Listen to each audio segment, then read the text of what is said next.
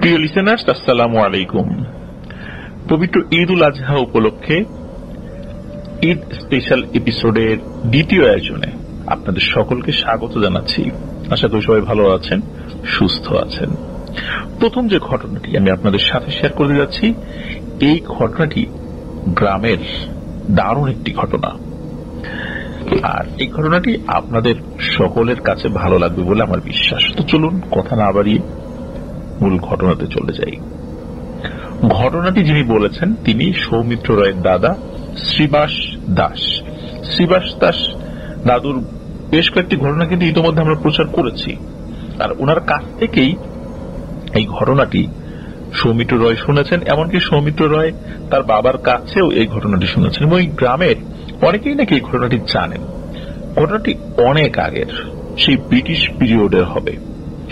ঘটনাটির স্থান রাজবাড়ী জেলার বালিয়াকান্দি উপজেলার ভেলাবাড়িয়া গ্রাম বা তার পার্শ্ববর্তী কোন গ্রাম, কারণ গ্রামের নামটি নিশ্চিতভাবে বলা যায় না। কেন যায় না? অনেক আগের তো ঘটনাটা, এই জন্য এক্সাক্ট ভেলাবাড়িয়া গ্রামে ঘটেছে নাকি তার পার্শ্ববর্তী কোন গ্রামে ঘটেছে এটা আসলে বলা যায়নি আর কি। যার সঙ্গে ঘটেছিল তার নাম হচ্ছে বিশু। আর এই বিশু তিনি একজন সাধারণ একজন মানুষ ছিলেন, খেটে খাওয়া মানুষ, নিম্ন আয়ের মানুষ বলতে যেটা বুঝি, দিন আনা দিন খাওয়া এরকম একটা অবস্থা আর কি। তবে তার এই দারিদ্র্যের মধ্যেও কিছু বদভ্যাস ছিল। তাস খেলা, আড্ডা দেয়া, বন্ধু বান্ধবদের সাথে টাকা পয়সা খরচ করা, এইটা তার কয়েকটা বদভ্যাস ছিল। পরিবার ছিল তার, পরিবারের প্রতি কিছুটা উদাসীন ছিল আর কি বলা চলে। একদম যে উদাসীন তা না, কিছুটা উদাসীন। এক শীতকালের ঘটনা, সে প্রতিদিনের মতো কাজ করে সন্ধ্যার পর বন্ধুদের সাথে আড্ডা দিতে বসে একটা জায়গায়। তার বাড়ি থেকে প্রায় 20 মিনিট পায়ে হাঁটার পথ, এতটা দূরত্বে একটা জায়গায় বন্ধু বান্ধবের সাথে আড্ডা দিতে বসে। সেখানে আড্ডা দেয়, তাস খেলে। রাত আনুমানিক 9:30 কি 10টা এমন সময় সে বাড়ির দিকে রওনা দেয়। সেই ব্রিটিশ পিরিয়ডে রাত 9:30 10টা এইরকম সময় কিন্তু গ্রামে অনেক রাত। গ্রামে তো এমনিতেই এশার নামাজের পরেই একদম নিস্তব্ধ পরিবেশ বিরাজ করে। এখন যদিও বিদ্যুতায়িত হওয়ার কারণে অনেক বাড়িতে আলো জ্বলতে দেখা যায়, কিন্তু আগে কিন্তু এরকমটা ছিল না। সন্ধ্যার পরেই পুরো গ্রাম মৃত্যুপুরীর মতো হয়ে যেত, সকলে ঘুমিয়ে যেত। ফজর আজানের পর পরে সকলে জেগে উঠত। এমন একটা পরিবেশ কিন্তু এখনো কিছু কিছু গ্রামে আমরা দেখতে পাই। ঠিক তেমনই গ্রাম ছিল ওটা। আর 9:30 10টার সময় তো বুঝতেই পারছেন কেমন অবস্থা সেখানে ছিল। তো হালকা চাঁদের আলো ছিল। তিনি বাড়িতে ফিরছিলেন। তো বাড়িতে যখন ফিরছিলেন তখন মিনিট 10 তিনি হেঁটেছেন। তো হাঁটার পর একটা বাঁশ ঝাড় পরে বেশ লম্বা লম্বা বাঁশ সেখানে রয়েছে, একদম মেঠো পথের পাশে। তখন তো এরকম রাস্তাঘাটের অবস্থা অত ভালো ছিল না, আর দীর্ঘ রাস্তায় কোনো ঘর বাড়িও ছিল, আশেপাশে শুধু ক্ষেত খামার এগুলো ছিল আর কি, বাড়ি বেশ দূরে।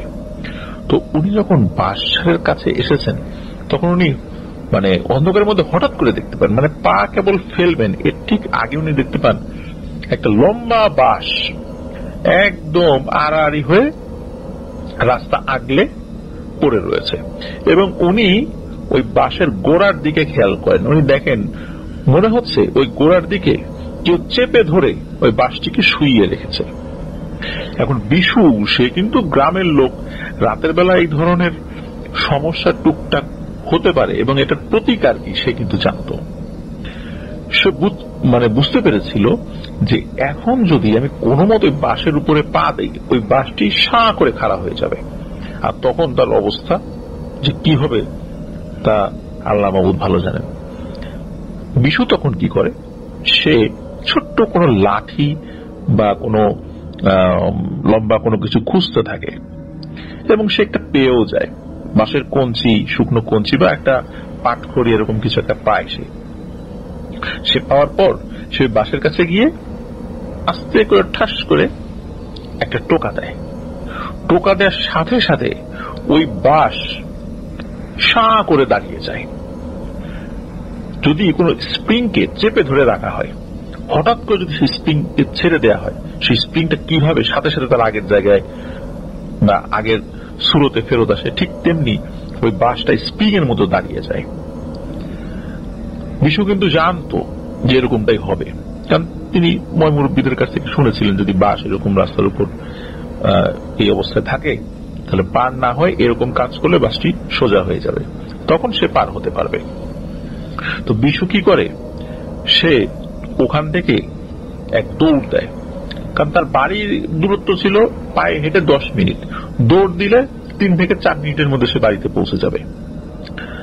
তো সে যখন দৌড় শুরু করেছে, বাঁশ সারটা তখন অতিক্রম করেনি, হঠাৎ পেছন থেকে নারী পুরুষের মিশ্র কণ্ঠে হা হা হা হা করে ভয়ঙ্কর হাসি, এবং হাসি যেমন ভয়ঙ্কর ছিল তেমন বিদ্রুপাত্মক ছিল। অনেক সময় আমরা মানুষকে দেখে বিদ্রুপের হাসি দেই না, তুচ্ছ তাচ্ছিল্য করে, হাসিটা এমনও ছিল, ভয়ঙ্কর প্লাস বিদ্রুপাত্মক। সে ওই ভয়ঙ্কর হাসি শুনে আরো জোরে দৌড় দেয়। দৌড় কয়েক মিনিট দেওয়ার পরে দেখে ওই যে দূরে তার বাড়ি দেখা যায়, আর বাড়ি দেখে সে আরো জোরে দৌড় দেয় যে তাড়াতাড়ি আমি বাড়িতে পৌঁছে যাব।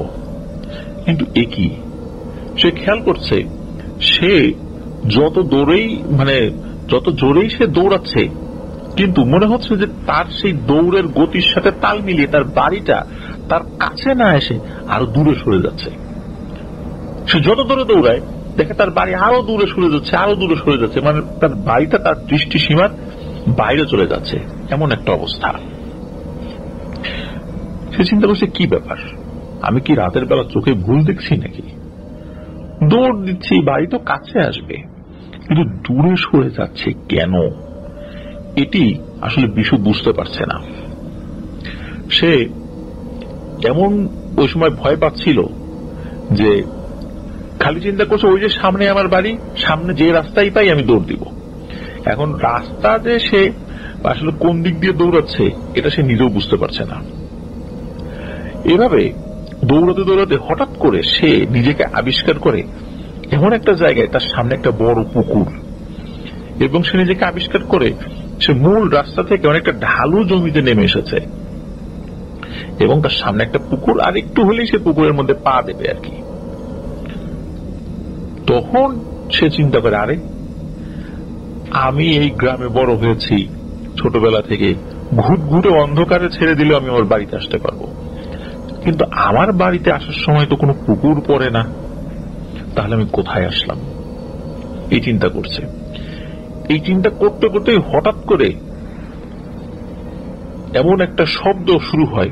শব্দটা এমন ছিল যে 4 দিক থেকে শব্দ, যেমন 3D অডিও, মানে মনে হচ্ছে যে চতুর্দিক থেকে শব্দ। আমরা অনেক সময় কোন একটা কনফারেন্স রুমে গেলে এরকম ডলবি সাউন্ডের এই ধরনের ইয়েগুলা, ইফেক্টগুলো আমরা শুনতে পাই, যে 4 দিক থেকে সাউন্ড আসছে, মনে হচ্ছে যে খুব জীবন্ত।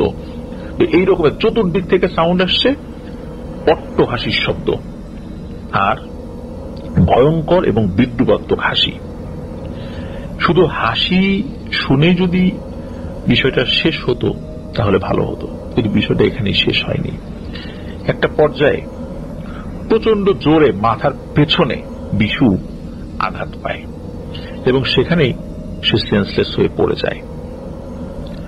পরবর্তীতে সকালবেলা গ্রামের কিছু কৃষক, তারা যখন কৃষিকাজ করার জন্য খেতে যাচ্ছিল, তখন সেখানে বিশুকে দেখতে পায় যে পুকুর পাড়ে পড়ে আছে। তারা দৌড়ে সেখানে যায়, তবে বিশু মারা যায়নি, অজ্ঞান হয়েছিল। সে অবস্থা থেকে বিশুকে উদ্ধার করা হয়, তার বাড়িতে নিয়ে যাওয়া হয়। বাড়িতে নিয়ে যাওয়ার পর তার জ্ঞান ফেরানোর চেষ্টা করা হয়।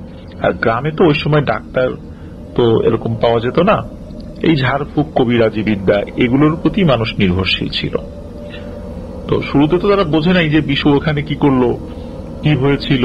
সে অসুস্থ অবস্থায় অজ্ঞান হয়ে পড়ে আছে, চিন্তা করেছে হয়তোবা সে কোনো কারণে অসুস্থ হয়ে যেতেই পারে, এই জন্য ওখানে পড়ে গেছে, রাস্তার পাশে পড়ে গেছিল, পরে গড়িয়ে হয়তো পুকুরের দিকে চলে গেছে, এরকমটা হতে পারে।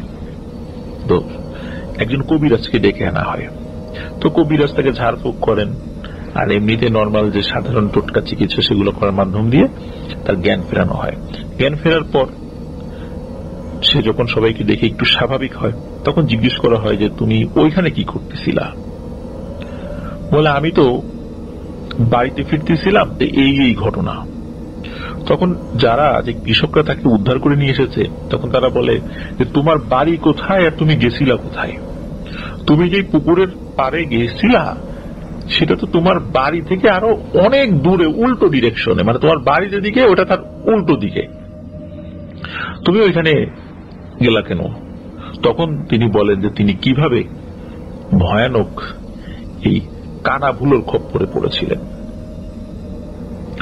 তখন কবিরাজ কিছু রিচুয়াল করে এবং জানায় যে সত্যি তোমার ভাগ্য ভালো, তুমি বড় বাঁচা বেঁচে গেছো। কারণ এই কানা ভুলো বা পথ ভুলো যারা, এটা খুব দুষ্টু প্রকৃতির একটা জিন, পিশাচ প্রকৃতির জিন। এরা মানুষকে পথ ভুলিয়ে তাদের রাস্তায় নিয়ে যায় এবং একটা পর্যায়ে তাদেরকে মেরে ফেলে। তুমি অজ্ঞান হয়ে গিয়েছিলা বা যাই হোক, যে কোনো কারণে হোক তুমি বেঁচে গেছো, সৃষ্টিকর্তার কাছে শুকরিয়া আদায় করো। তো তারপরে তাকে ঝাড়ফুঁক করা হয় আর কি। কয়েকদিন অসুস্থ থাকার পরে বিশু সুস্থ হয়ে যায় এবং এরপরে বিশুর সাথে ওই রকম ভয়ানক কোনো কিছু ঘটেছিল কিনা এই বিষয়ে আর কিছু জানা যায়নি। প্রিয় লিসেনার্স, এই যে পথ ভুলো বা কানা ভুলো বা বিভিন্ন নামে ডাকা হয়, কেউ কেউ কানা হুলো বলে, কেউ কেউ কানা ভুলো বলে। পবিত্র কোরআন এবং সুন্নাহ মোতাবেক এই দুষ্টু শ্রেণীর জিনদেরকে গয়লান জিন বলা হয়, যারা মানুষকে পথ ভুলিয়ে ভিন্ন পথে পরিচালিত করে। এই ধরনের সমস্যায় যদি কেউ পড়ে, সলিউশনও হাদিসে উল্লেখ করা হয়েছে। এই ধরনের সমস্যায় কেউ যদি পড়ে, সাথে সাথে আজান দিতে হবে। আজান দিলে এই গয়লান জিনের প্রভাব কেটে যাবে। আমরা যেই অবস্থায় থাকি না কেন, ওই অবস্থায় যদি কখনো আমরা পড়ি, তাহলে আজান দিলে ইনশাআল্লাহ তাআলা এই সমস্যা থেকে আমরা নিষ্কৃতি পাব। অনেক সময় রাস্তায় চলার, আমরা যদি গাড়িতে চলি, কানাহুলোরা কি করে বা পথভুলোরা কি করে, হঠাৎ করে আমাদের দৃষ্টি বিভ্রম করে দেয় এবং মনে হয় একটি রাস্তা একাধিক ভাগে বিভক্ত হয়ে গেছে। ওই অবস্থায় অনেকে পরামর্শ দেয় শুধু ডান দিকে যেতে হবে। তো এটাও কিন্তু আসলে কোনো বুদ্ধিমানের কথা নয় এবং বুদ্ধিমানের কাজও নয়। ওটা তো সত্যি সত্যি বাঁ দিকেও হতে পারে রাস্তা। তাহলে আমি কিভাবে ডানে যাবো না বা যাবো, আমি বাই যাবো, এটা বুঝবো কিভাবে? সলিউশন হচ্ছে ওখানে গাড়িটা দাঁড় করিয়ে আজান দিতে হবে। এই ধরনের সলিউশন যদি সমস্যা আমরা পড়েই যাই, সে আমরা যদি বুঝি যে এখানে এই টাইপের কোন রাস্তা নাই, এটা একমুখী রাস্তা কিন্তু হঠাৎ করে এতগুলো মুখ হয়ে গেছে বা দ্বিমুখী রাস্তা হয়ে গেছে, যদি আমরা সেটা বুঝতে পারি তাহলে ওইখানে দাঁড়াতে হবে। গাড়ি থেকে নামার পরে কিন্তু যদি আমরা দেখি যে রাস্তাটা দুই দিকে চলে গেছে, তখন বুঝতে হবে যে না, আসলে এই রাস্তাটা দুই দিকে গেছে।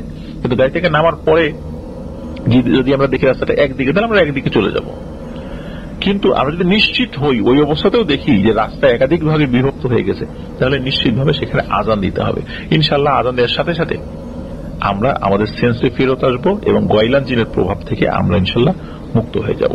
প্রিয় লিসেনার্স, আশা করছি এই পথগুলোর ছলনা, এই ঘটনাটি আপনাদের ভালো লেগেছে। আবারও স্বাগতম জানাচ্ছি প্রিয় লিসেনার্স সৌমিত্র রায়ের দ্বিতীয় ঘটনায়।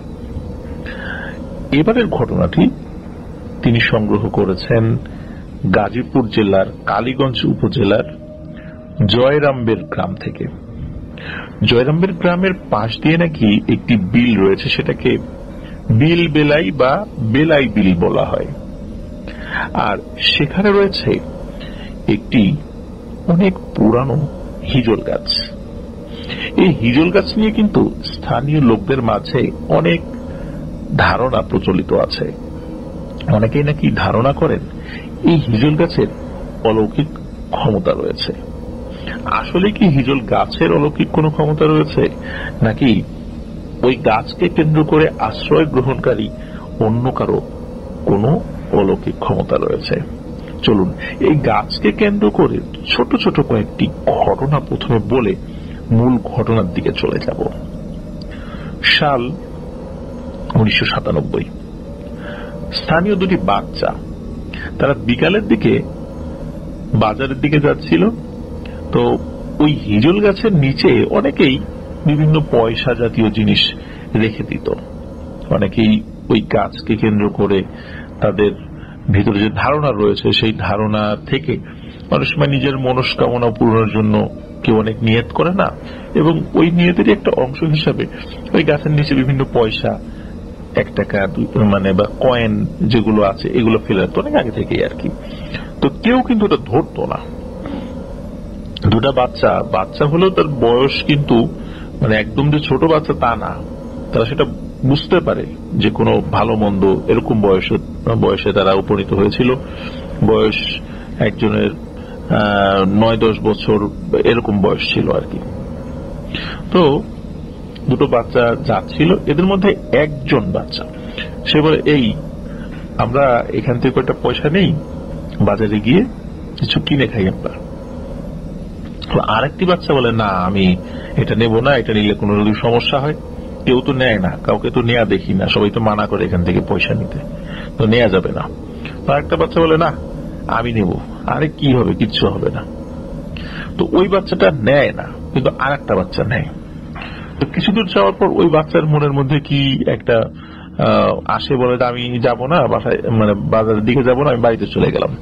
তো সাথে থাকা যে বাচ্চাটা সেটাও খুশি হয়ে যাক, একজন চলে গেল, তাহলে একটু মানে খানেওয়ালা কমলো, এই পয়সা দিয়ে যেটা কিনবো আমি একাই খাবো, ওকে তো দিতে হবে না। সেও খুশি, বাজারে যায়, কিছু কিনে খায়, খাওয়ার পর বাড়িতে চলে আসে। ওই রাত্রে রাত আনুমানিক 3টা সাড়ে 3টার দিকে হঠাৎ করে সে ঘুম থেকে উঠে প্রচন্ড বমি করা শুরু করে এবং ওর শরীর খুব খারাপ হয়ে যায়। দ্রুত তাকে ঘরোয়া ট্রিটমেন্ট দেওয়ার চেষ্টা করা হয়, সকাল হতেই তাকে হসপিটালের দিকে নিয়ে যাওয়া হয়, কিন্তু তার বমি সহজে কমে না। আর এর মধ্যেই ও পরিবারকে একটা কথা বলে যে অনেক রাত্রে নাকি সে একটা ভয়ানক স্বপ্ন দেখেছিল। একটা অবয়ব এসে তাকে বলছে, তুই খুব একটা খারাপ কাজ করেছিস, তুই এখান থেকে পয়সা নিয়েছিস, এর শাস্তি তোকে পেতে হবে। এরপর নাকি তার ঘুম ভেঙে যাবে, তারপর থেকেই বমি। তখন ওই পরিবারের সদস্যরা বলে যে তুই কি করছিলি? বলে আমি তো এখান থেকে পয়সা নিয়েছিলাম। তখন তারা চিন্তা করে যে হয়তো এই কারণে সমস্যাটা হয়েছে। এখন এর সমাধান কি? স্থানীয় লোকদের মধ্যে ধারণা রয়েছে ওই হিজল গাছের গোড়ায় যদি কেউ দুধ ঢালে তাহলে এই সমস্যার নাকি সমাধান হয়।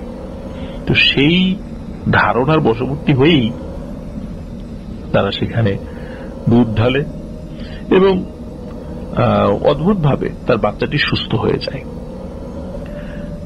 এটা হলো একটা ঘটনা, এরকম অসংখ্য ঘটনা নাকি সেখানে প্রচলিত আছে মানুষের মুখে মুখে। এবার আসি আরো একটি ঘটনায়। সাল 2008, বালি বোঝাই বড় আকৃতির একটি ট্রলার, যেটাকে ছোটখাটো কার্গো বলা চলে, এই ট্রলারটি ওই বেলাই বিল দিয়ে যাচ্ছিল হিজল গাছের পাশ দিয়ে। তো হঠাৎ নাকি নৌকা ডুবতে থাকে, কোন ধরনের কোনো ফাটা নাই, কোন ধরনের কোনো ফুটো হয়ে পানি ঢোকার কোনো আলামত নাই, কিন্তু হঠাৎ করে সেটা ডুবতে থাকে এবং সত্যি সেটা ডুবে যায়। ডুবে একদম ওই বিলের যে তলদেশ সেখানে গিয়ে ঠেকে যায়। বিলের তলদেশ খুব বেশি গভীর ছিল না, তো শুকনোর সময় তো পানি অনেকটাই শুকিয়ে যেত বিভিন্ন জায়গায়। তো আচমকা এই ধরনের দুর্ঘটনার আসলে কোনো প্রতিরোধ করার সুযোগই পায় নাই ওই ট্রলারে উপস্থিত যারা ছিল। এখন তারা সাঁতার কেটে তীরে ওঠে, তীরে ওঠার পর মানুষদেরকে ডাকাডাকি করে যে এরকম অবস্থা, আমাদের ট্রলার তো ডুবে গেছে, বালি বোঝাই এটা ছিল, এখন মালিককে কি বলবো, এখন আমাদের তো চাকরি তো যাবেই যাবে, জেলখানায় যেতে হবে। কারণ আমরা যদি গিয়ে বলি হঠাৎ করে ডুবে গেছে, মালিক কি এটা বিশ্বাস করবে?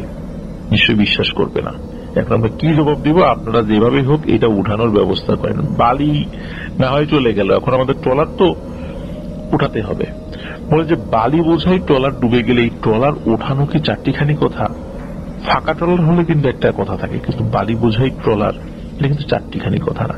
তারপরও স্থানীয় লোকদের বিভিন্ন ধরনের ম্যানুয়াল কিছু পদ্ধতি রয়েছে, তারা বিভিন্ন ধরনের পদ্ধতি অবলম্বন করে ডুবে যাওয়া নৌযানগুলো তোলার ব্যবস্থা করেন।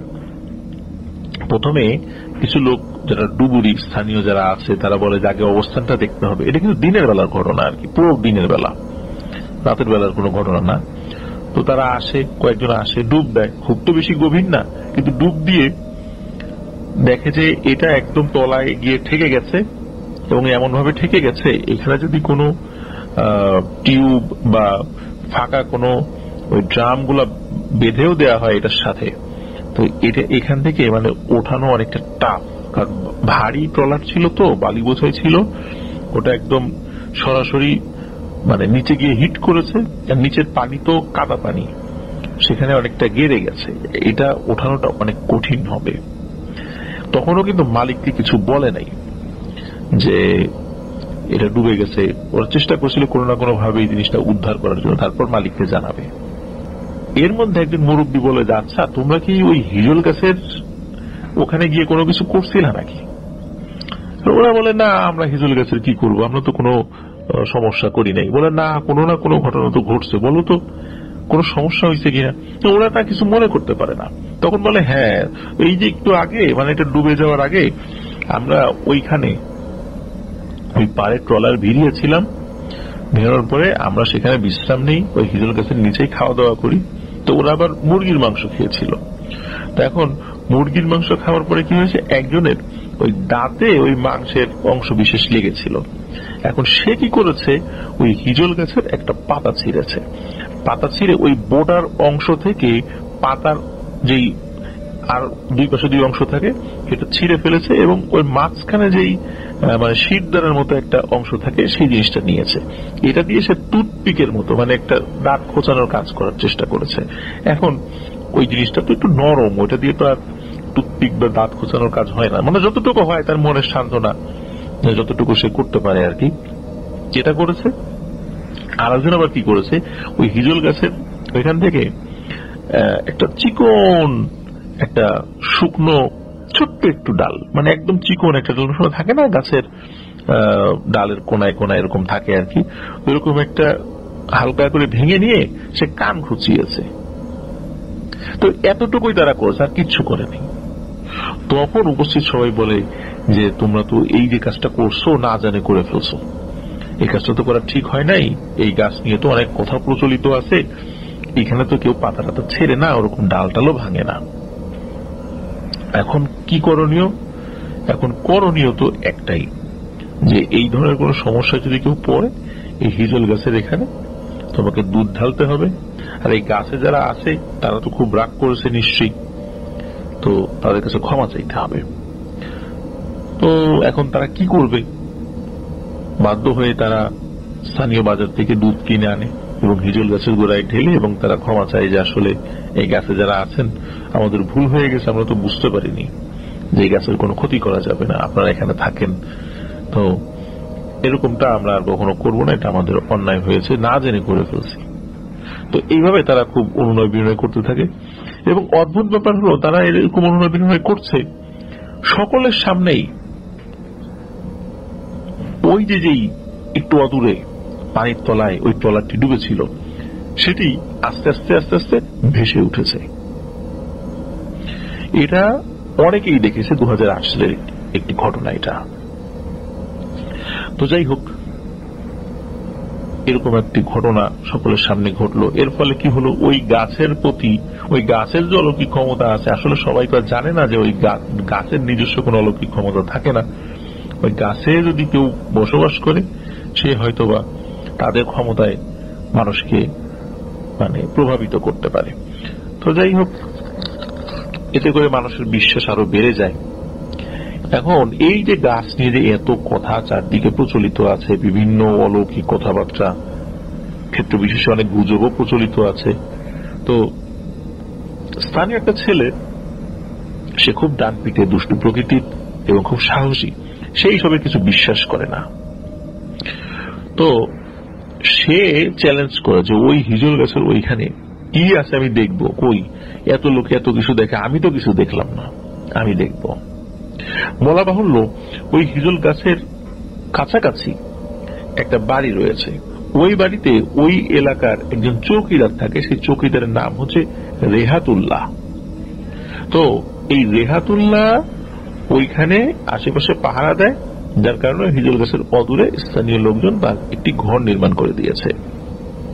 রেহাতুল্লাহ এখনো জীবিত আছেন, এখন অবশ্য সে চৌকিদারি করেন না, বয়স হয়ে গিয়েছে, তো এখন আর সেভাবে কাজ করতে পারেন না। তো উনি ওই হিজল গাছ, যেটা ওই হিজল গাছের ওই আশেপাশে যেহেতু ডিউটি করেন, উনি নাকি ডিউটি করতে করতে রাতের বেলা হিজল গাছের কাছে গিয়েছেন। হঠাৎ করে দেখেন প্রকাণ্ড একটা সাপ, ইয়া মোটা, ওই যে আমরা অ্যানাকোন্ডা মুভি দেখেছি না, ওই রকম অ্যানাকোন্ডা আকৃতির একটা সাপ, কালো কুচকুচে দেখা যাচ্ছে রাতের বেলা চাঁদের আলোতে, সেটি হিজল গাছের দিকে যাচ্ছে। আর আরো ভয়ানক ব্যাপার হলো, ওই সাপের মাথা নাকি 5 মাথাওয়ালা একটা সাপ। সেটা হিজল গাছের দিকে চলে গেল এবং মিলিয়ে গেল।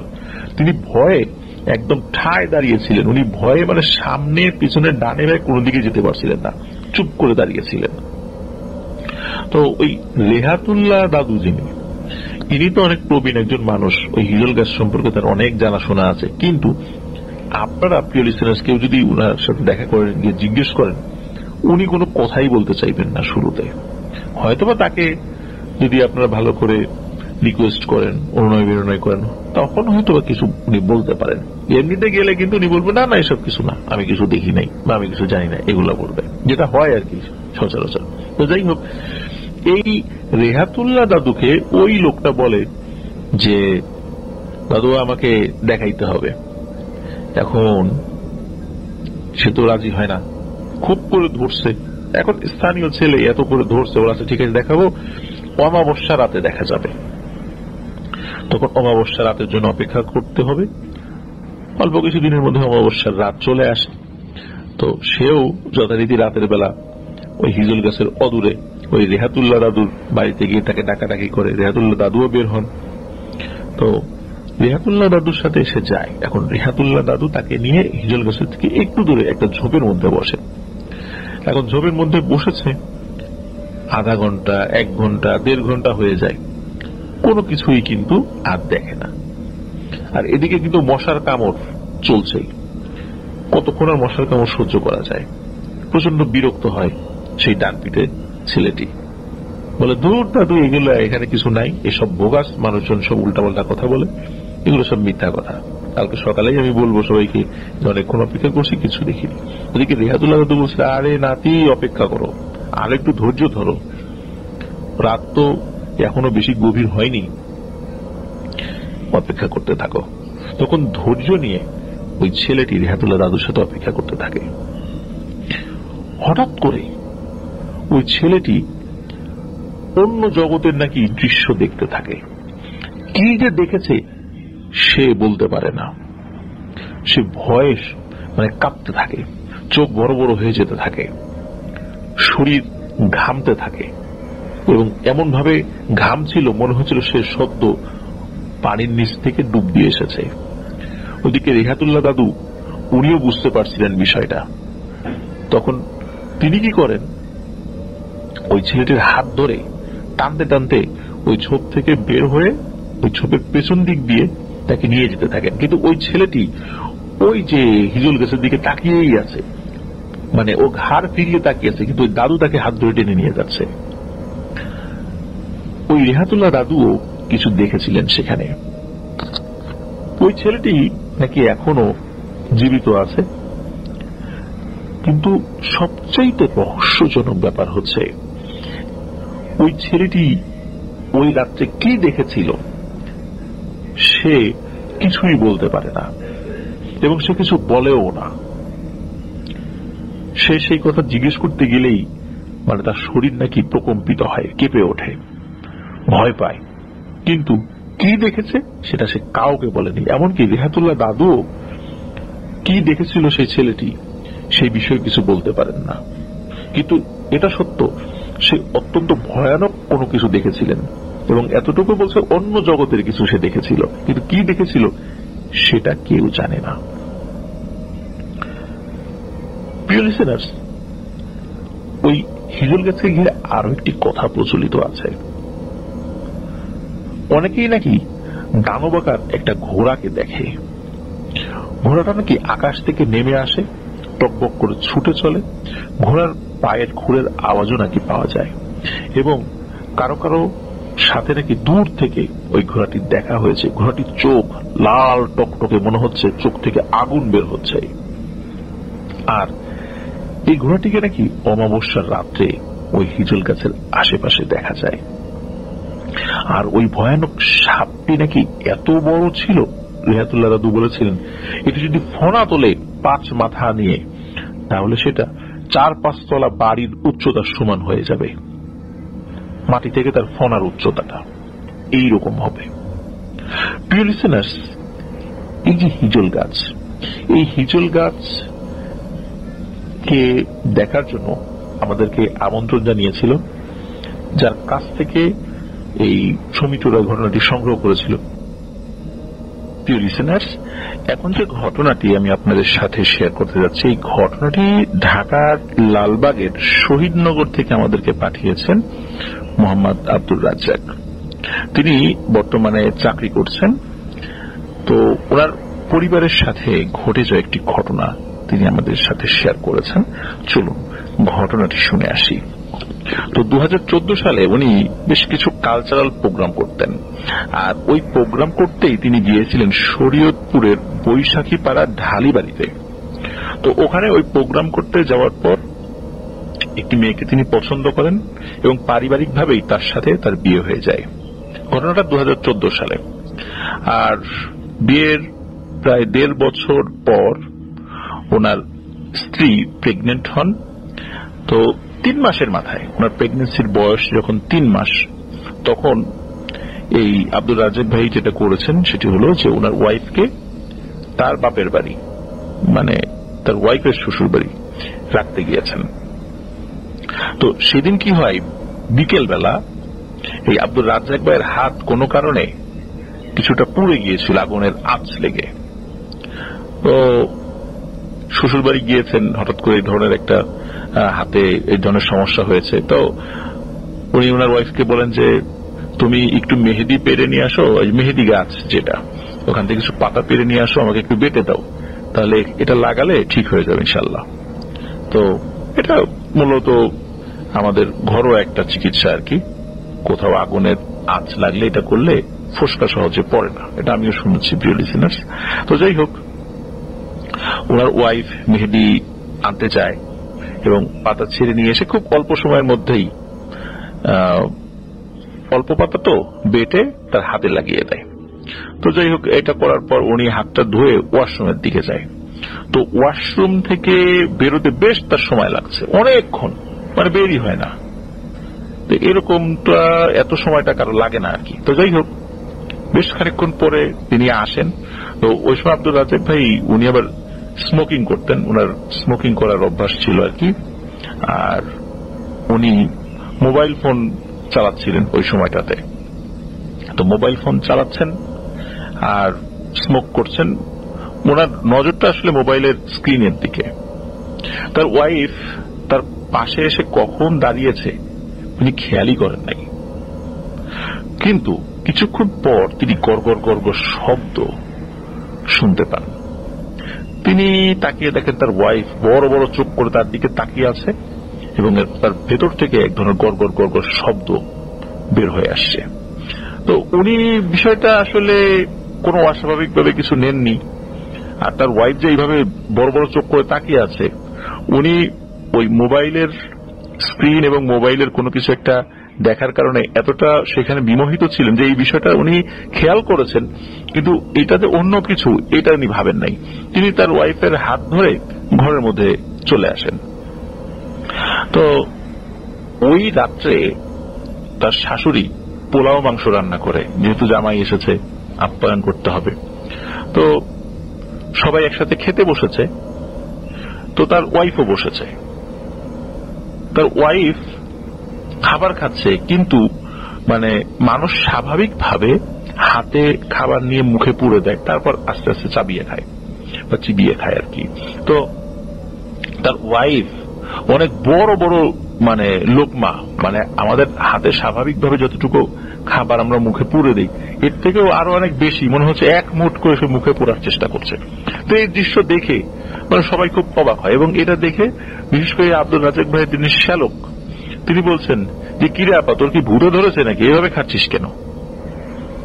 তখন ওই বাড়ির অন্যরাও বলছে যে তুমি এটা আস্তে খাও, এভাবে খাচ্ছ কেন, এত খাবার একসাথে মুখে পুরে দিচ্ছ কেন? ওদিকে তার এরকম খাবার খাওয়া দেখে তার যে শ্যালক, সে খুব মানে হাসছে, মানে সে তো এত কিছু বোঝে না, সে মজা পাচ্ছে আর কি। সে মজা করে বলছে যে আপাকে মনে হয় ভূতেই ধরছে, একটু টেস্ট করি। এই আপা, তোরা আমাদের বাড়িতে কবে আসছিস? তখন ওই আব্দুল রাজ্জাক ভাইয়ের ওয়াইফ বলে ওঠে, শনিবার আসছি। তখন আব্দুল রাজ্জাক ভাই বলছে, আরে ধর কি বলো শনিবার আসছি, আমরা তো শুক্রবারে আসছি। না, শনিবারে আসছি। তো খুব অবাক, কি আসলাম শুক্রবার, ও বলে শনিবার। যদি ভুল করে বলেও থাকে শনিবার, আমি তো ভুল ধরাই দিলাম, শনিবারই কেন বলছে, এবং তার বক্তব্যের প্রতি এত দৃঢ় কেন? এই খাওয়ার সময় আরো একটি বিষয় লক্ষ্য করে, সেটা হলো যে মাংসের যে শক্ত হাড়গুলো সে এমন ভাবে চিবিয়ে খাচ্ছে, এটা কোনো মানুষের পক্ষে আসলে চিবিয়ে খাওয়া সম্ভব নয়। এটা দেখে তিনি মানে বেশ ভয়ও পান যে কি ব্যাপার, এভাবে সে খাচ্ছে কেন। এর মধ্যে তাতে খালা শাশুড়ি এবং নানি শাশুড়ি, তারাও ওই বাড়িতে ওই সময় ছিলেন আর কি। তার এটা দেখার পর ওনারা চিন্তা করেন যে ওর সাথে নিশ্চয়ই খারাপ কিছু হচ্ছে। তখন ওনারা এখন মহিলা মানুষ ওই অবস্থাতে কি করবেন? একজন হুজুর ডাকতেও তো একটু সময় সাপেক্ষ ব্যাপার। তখন ওনারা ওনাদের মতো করে জিকির আজগার শুরু করেন, দোয়া দুরূদ পড়ে ফু দিতে থাকেন, এবং ওনারাই বলতে থাকেন, এই তুই কে, কোথা থেকে আসছিস? তখন ভিতর থেকে এক ধরনের পুরুষ কণ্ঠ, ওনার ওয়াইফের কণ্ঠে পুরোটাই প্রায় পুরুষ কণ্ঠ, এই পুরুষ কণ্ঠে বলে ওঠে যে ও যখন মেহেদি গাছ থেকে পাতা ছিঁড়ছিল তখন আমি ওকে দেখেছি, তো ওই সময় আমি ওকে ধরতাম কিন্তু ধরতে পারিনি, কিন্তু ওয়াশরুমে যাওয়ার পরে ওকে আমি ধরেছি, তো ওকে আমি এখন ছাড়বো না, ওকে আমি নিয়ে যাব সাথে করে।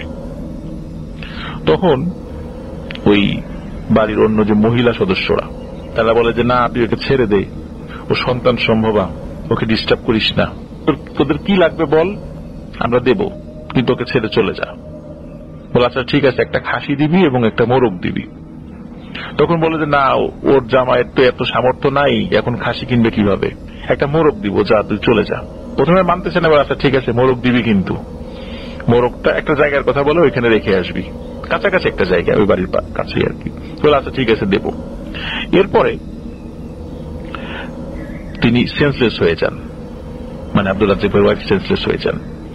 তো তারপরে ওনাকে জ্ঞান ফেরানো হয়, জ্ঞান ফেরানোর পর আবার দোয়া দুরূদ পড়ে ফু দেওয়া হয়, তারপর ওনাকে হালকা গরম পানিতে গোসল করানো হয়, এবং উনি একদম স্বাভাবিক হয়ে যান। এই যে এতক্ষণ ধরে যে ঘটনাগুলো ঘটছিল উনি কিছুই বলতে পারেন না যে আসলে কি হচ্ছে। তো যাই হোক, ঘটনা যেটা ঘটে সেটা হলো যে এরপরে কিন্তু সবকিছু স্বাভাবিক, ওনার একটা কন্যা সন্তান হয় ওনাদের ঘর আলো করে। তো এই যে ঘটনা যে ঘটলো ওনার প্রেগনেন্সি 3 মাস সময়, এই যে মোরগ যে দিতে হবে, এটা করতে হবে, এটা বিভিন্ন কারণে ওরা ভুলে গিয়েছিল, আজ দেই কাল দেই এখন দেই পরে দেই, এগুলো করতে করতে একটা সময় তাদের মানে ঘর থেকে এই বিষয়টা চলে যাওয়ার পরে তাদের মাথা থেকেও আস্তে আস্তে এই বিষয়টা হারিয়ে যায়। তো যাই হোক, ওনাদের ঘর আলো করে একটি কন্যা সন্তান আসে। তো এক রাত্রে ওনারা ঘুমিয়েছিলেন। এই আব্দুল রাজ্জাক ভাই উনি ওনার যে বাসা সেখানে উনি ফিল করছিলেন যে ঘরের বাইরে কেউ একজন হেঁটে আসছে, কিন্তু হেঁটে আসলে প্রত্যেকটা পদক্ষেপে এমন শব্দ হচ্ছে, কারণ সমস্ত শরীর যদি ঢিলে ঢালা শিকল দিয়ে আবৃত করে দেওয়া হয় বা আবৃত অবস্থায় থাকে, সে হেঁটে আসলে শিকলের এক ধরনের ছলাৎ ছলাৎ শব্দ, এটা কি নুপুরের শব্দ না, কিন্তু শিকলের শব্দ, এই ধরনের শব্দ হয়। পায়ে যদি শিকল পরানো থাকে এক ধরনের শব্দ হয়, মনে হচ্ছে এইরকম কেউ একটা মানুষ বা কোনো একটা অবয়ব তার সমস্ত শরীরে হাতে পায়ে শিকল পরানো আছে, সেভাবে হেঁটে হেঁটে তার বাড়ির পাশ দিয়ে যাচ্ছে। তো এরকম শব্দ তিনি শোনেন। এর পরের দিন সকালবেলায় দেখে তার মেয়ে অসুস্থ, খুবই অসুস্থ। তাকে হসপিটালে নিয়ে যাওয়া হয়। ডাক্তার তাকে আইসিইউতে রাখে, কিন্তু সকলকে শোকের সাগরে ভাসিয়ে দিয়ে তার কন্যা সন্তানটি মৃত্যুবরণ করে। হঠাৎ করে কেন এই অবস্থা হলো কেউ বুঝতে পারে না। হঠাৎ করে কেন অসুস্থ হয়েছিল, কেন এরকম হলো? সুস্থ স্বাভাবিকভাবেই তো রাত্রে ঘুমিয়েছিল তার মেয়ে। তো দীর্ঘ সময় লেগেছিল মেয়ের এই শোক কাটিয়ে উঠতে। এরপরে তার স্ত্রী আবারও প্রেগনেন্ট হন এবং আল্ট্রাসাউন্ডে একটা সময় ধরা পড়ে তিনি পুত্র সন্তানের জন্ম দিতে যাচ্ছেন। তো এর মধ্যে আর কোনো খারাপ কোনো ঘটনা ঘটে নাই, কোনো জিন ভূতের কোনো উপদ্রব বা কোনো প্যারানরমাল কোনো কিছু হয় নাই। তো তিনি যখন পুত্র সন্তান জন্ম দেন, এর অল্প কয়েকদিন পর হঠাৎ করে তার সেই সন্তানটিও অসুস্থ। প্রথম সন্তান হঠাৎ করে অসুস্থ হয়ে যাওয়ার পরপরই মারা যায়। এবারও যেহেতু সেই সন্তানটি মানে ছেলে সন্তানটি হঠাৎ করে অসুস্থ, ওই ভয়টা তাদের মনে কিন্তু কাজ করেছিল। দ্রুত হসপিটালে নিয়ে যাওয়া হয়। হসপিটালে নিয়ে যাওয়ার পর কর্তব্যরত চিকিৎসক সেই ছেলের সন্তানকে মৃত ঘোষণা করেন। আপনারা একবার ভাবুন যে দুইটা সন্তান পরপর, প্রথমে কন্যা সন্তান গেল, পরে ছেলে সন্তানের এই অবস্থা, সেই পিতামাতার মনের অবস্থা কেমন হতে পারে? এদিকে তার স্ত্রী ওই পুত্র সন্তানকে কোলে মানে জড়িয়ে রেখেছেন, আর নামাচ্ছেন না, কারণ তিনি বাকরুদ্ধ হয়ে গেছেন। এর মধ্যে ঘটে এক অলৌকিক ঘটনা। হঠাৎ করে তার সন্তান কেঁদে ওঠে। তো ডাক্তার যাকে মৃত ঘোষণা করেছিল, পালস পাচ্ছিল না, হঠাৎ করে সেই সন্তান কেঁদে ওঠে, তার মানে সন্তান জীবিত আছে। তো আবার চারদিকে হই হই রই রই পড়ে যায় যে এই মৃত সন্তান জীবিত হয়ে গেছে। আসলে এটা অনেক সময় এটা মেডিকেল সায়েন্সেও এটার একটা সুনির্দিষ্ট ব্যাখ্যা রয়েছে, কখনো কখনো এরকম হতেই পারে। এটা যদিও সেটা খুব কম হয়, কিন্তু এটা হয়, এরকম অনেক নজির রয়েছে। তো যাই হোক, সবাই বাচ্চাকে দেখতে আসে, সবাই খুশি, ডাক্তাররাও খুশি যে না, এরকম অবস্থা থেকে আল্লাহ তাআলা একটা সন্তানকে আবার সুস্থ করেছেন। তো দেখা যায় সন্তানের সবকিছু ঠিক আছে, তার পালস ঠিক আছে, হার্টবিট ঠিক আছে, সব মানে এভরিথিং সবকিছু ঠিক আছে। হসপিটাল থেকে রিলিজ দিয়ে দেওয়া, ওনারা খুশি মনে চলে আসেন। তখন ওই যে ওনার যে খালা শাশুড়ি, নানি শাশুড়ি, ওনারা বলেন, আচ্ছা তোরা কি ওই মোরগটা দিয়েছিলি? তখন তাদের মনে হয় যে আহা, এই জিনিসটা তো ভুলে গেছিলাম, এই জিনিসটা তো দেয়া হয়নি। তারা খুব আফসোস করে এবং তারা চিন্তা করে হয়তো এই কারণেই তাদের কন্যা সন্তানের সাথে এই ঘটনাটা ঘটেছে। তা না হলে আগের রাত্রে এই ধরনের শিকলের শব্দ তারা কেন শুনেছিল? তো যাই হোক, ওনারা তাদের ওয়াদা মাফিক ওই নির্দিষ্ট জায়গায় ওই মোরগটি রেখে চলে আসে। এরপরে এখন পর্যন্ত কোনো ঘটনা তাদের সাথে ঘটেনি। প্রিয় লিসেনার্স, এটি ছিল ঘটনা। এখানে একটি বিষয় বলে রাখা ভালো, প্রিয় লিসেনার্স, আমরা বিভিন্ন ঘটনা বলার সময় আমরা বলি যে জিনেরা এটা চেয়েছে, ওটা চেয়েছে, অমুক জায়গায় ভোগ দিতে হবে, অমুক জায়গায় তমুক কিছু দিতে হবে, তারপরে অমুক জায়গায় মানত করতে হবে। তো এই ব্যাপারগুলো কিন্তু খুব স্পর্শকাতর। এই কারণে আমি বলছি, সেটি হচ্ছে যে কোনো ওয়াদা যদি করা হয় এবং সেই ওয়াদা মাফিক যদি কাজ হয়েও যায়, তাহলে সেই জিনিসটা করতে হবে। কিন্তু মানত করার ক্ষেত্রে আমাদের অত্যন্ত সতর্কতা অবলম্বন করতে হবে। মানত করতে হবে বৈধ জায়গায়। কোনো এমন জায়গায় মানত করা যাবে না যেই জায়গায় মানত করলে শিরক হতে পারে, এবং আল্লাহ ব্যতীত অন্য কারো ইবাদত হয়ে যায় এমন কোন জায়গায় কোনো মানত করা যাবে না। অনেক সময় জিনেরা তাদের এই বিষয়টা আসলে মানত না, অনেক সময় তারা যেটা করে সেটা হলো কোন একটা জায়গায় দীর্ঘ সময় থাকলে তারা ওই একটা জায়গায় কোন কুরবানি করতে বলে। তাতে কি হয়, ওদের ওই জায়গার মোহটা কেটে যায়। তো এই ধরনের কোন একটা ব্যাপার জিনেরা ফলো করে। এখন এই বিষয়টি আসলে অ্যাকচুয়ালি কি হয়, এটা ওই জিনিসটা নিয়ে তাদের কি মানে উপকার হয় বা তারা আসলে কি করে, এটা সম্পর্কে আসলে এটা তো অদৃশ্য জগতের জ্ঞান, এটা জিনেরাও নিজেরা বলতে চায় না কাউকে। যার কারণে এটাকে আসলে মানত নাকি, এটা কি এটার ফলে কি কোনো শিরক হচ্ছে না কি হচ্ছে, এটা বোঝাটা বেশ কঠিন। তবে বাহ্যিক ভাবে মনে হতে পারে এটা শিরক হচ্ছে, তবে অ্যাকচুয়ালি এর ভেতরে মানে অন্তর্নিহিত তাৎপর্যটা আমরা ঠিক জানতে পারি না, কারণ জিনেরা এই বিষয়গুলো সহজে প্রকাশ করতে চায় না। এটা হয়তো বা খুব সহজভাবে প্রকাশ করলে বা জানাজানি হলে তাদের ব্যাপারগুলো মানুষ বুঝে ফেলবে, এই জন্য হয়তো তারা মানুষের সামনে এটা ডিসক্লোজ করে না বা প্রকাশ করে না। কিন্তু আমাদের এই সমস্ত বিষয়ের ক্ষেত্রেও সতর্কতা অবলম্বন করা উচিত যে এই জিনিসগুলো যদি পারতপক্ষে আমরা না দিয়ে অন্য কোনো ভাবে সমাধান করতে পারি, তাহলে আমাদের সর্বোচ্চ চেষ্টা করতে হবে সেভাবে সমাধানটা করার। প্রিয় লিসেনার্স, আশা করছি এই ঘটনাটি আপনাদের ভালো লেগেছে।